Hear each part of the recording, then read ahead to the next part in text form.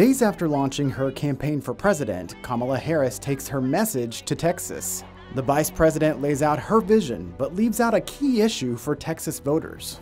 She has been the border czar for the United States, and as it concerns what's going on the border, our fellow Texans have suffered because of it and are angry about it. We look closer at Harris's work on immigration and why her role when it comes to border policy may be misunderstood. I take personal accountability for the areas where we fell short of our customers' expectations. Utility leaders go before state regulators. The new steps they're taking after a storm knocked out power to more than 2 million Texans. Produced from the Capitol in Austin and airing statewide, this is the award-winning State of Texas. Hello and thank you for joining us. I'm Josh Hinkle. Vice President Kamala Harris made her second visit to Texas this month, but this trip marked her first appearance in the state since becoming the Democrats' presumptive nominee for president. The vice president arrived in Houston on Wednesday. She met with Mayor John Whitmire and other city officials for a briefing on recovery efforts from Hurricane Beryl. Harris also met with first responders to thank them for their work. Then on Thursday, Harris addressed the convention of the American Federation of Teachers.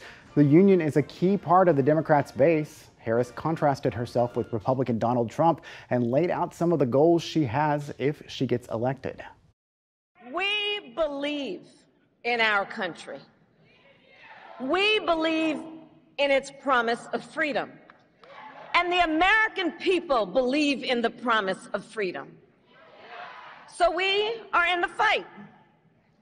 We who believe in the freedom to vote will pass the John Lewis Voting Rights Advancement Act and the Freedom to Vote Act. We who believe in the freedom to live safe from gun violence will pass an assault weapons ban. We who believe that every American should be free from bigotry and hate will fight to protect our teachers and our students from discrimination and make sure every student can learn America's history.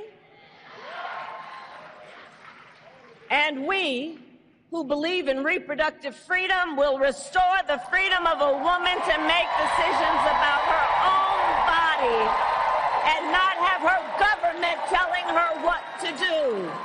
One topic Harris did not discuss in her speech was the situation on the border. She's faced a lot of criticism from Republican leaders over her approach to immigration issues.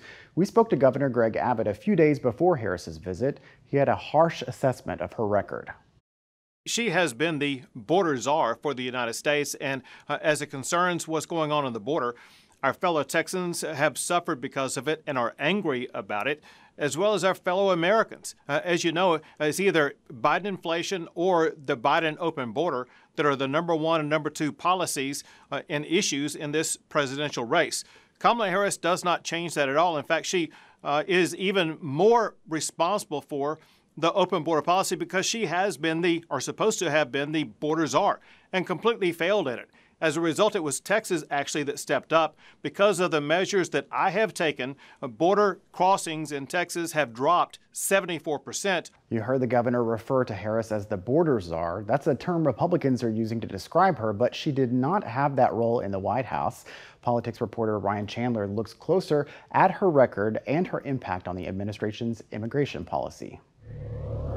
As Harris's presidential campaign begins, you'll be hearing one phrase from her opponents a lot. Here's Biden appointing Kamala Harris to be his border czar. She has been the border czar. Kamala Harris, the border czar. Harris has handled some aspects of Biden's biggest policy liability, immigration. But what exactly did she do? First, border czar is not her role. That's a tongue-in-cheek title that Republicans gave her. What she was really working on was private sector investment in the Northern Central America countries to try to address why people leave their homes in the first place. President Biden tasked Harris with a diplomatic mission to target root causes of migration in Guatemala, Honduras, and El Salvador, tackling the poverty, corruption, and violence that pushes people north. We have the capacity to give people hope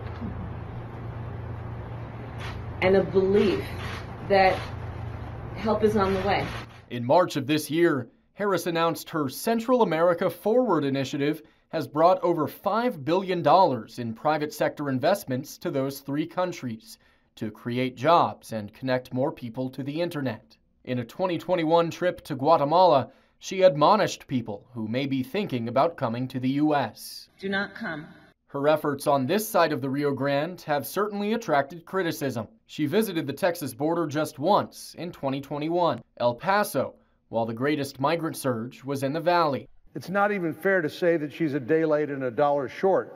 She's nearly 100 days late and 1,000 miles short. But the day-to-day security of the border is Secretary Mayorkas's responsibility. Harris's focus has been on long-term stability. It may take years to know how effective her efforts have been. It really is important for us to think bigger than just what the United States puts in place in terms of laws and enforcement, and think more about motivations for why people are coming, so better understand how we can manage migration and not just fear it. Ryan Chandler, State of Texas. Former President Trump has visited Texas several times during his campaign, including trips to the border. Trump came to Dallas in May to address the NRA's annual convention and criticize the Biden administration's approach on immigration. I've gotten to know the leaders of the world very well. The ones in South America that are sending all of their criminals and their prisoners and their gangs into our country intelligently. I'd do the same thing if I was there. I would do the same. I'd do it faster than them. But they're sending everybody into our country. I mean, think of it. We have these people coming into our country. We don't want them in our country. They're from prison. They're gang members. They're drug dealers. They're rapists. We have people coming into our country. No country can sustain what's happening to us. And they don't check them. They have no idea who they are. It's not just South America. It's all over the world.